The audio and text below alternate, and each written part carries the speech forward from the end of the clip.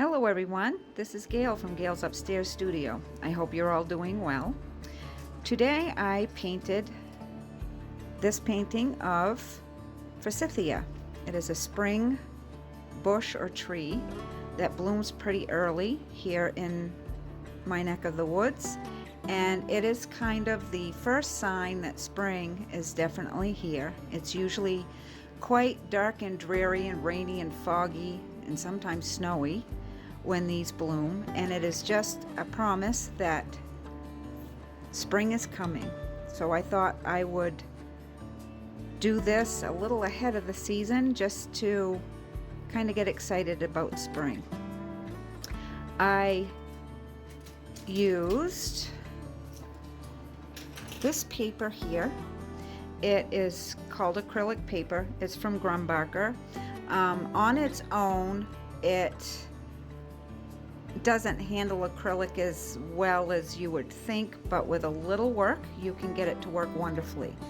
What I did was I used gesso. Let's see, I used gesso on it. This is just Royal and Langnickel. I water it down and I paint a coat of that first, and I did that off camera, so that I thought I would explain that. And then once that was dry, I taped it down to an old glass cutting board, and then I toned it with some raw sienna, and these are all of the rest of the colors I used in the painting. They're all acrylic. Most of them are Liquitex, but I have some Royal and Langnickel and some Grumbacher Academy in there as well. And I ended up using quite a few brushes. I did this for toning in the background, and I just messed around with trying to find the right brushes, and so I ended up using all of these. And this is the finished product, and I do like the way it came out. I'm not as happy with the background. It wasn't exactly what I had in mind. I wanted it to be a little darker and grayer, but it still came out very nice. I thought you might like to see the process.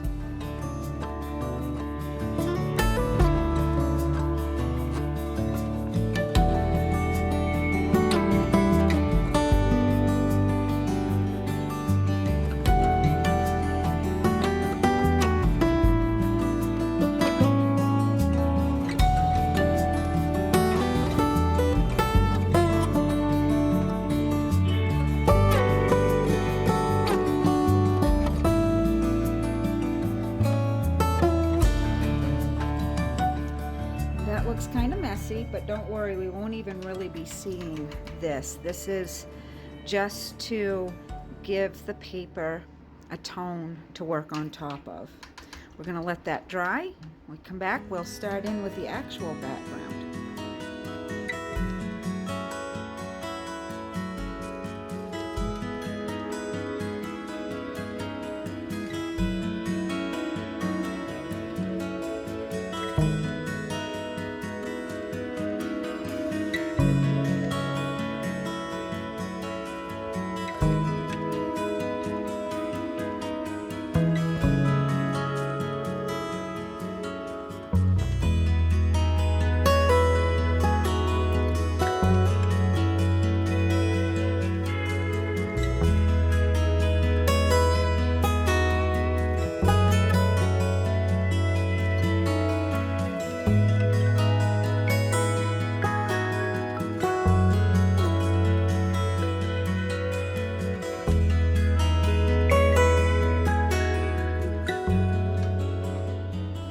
Paper is buckling a little bit, but it will calm down and it will stay a little buckled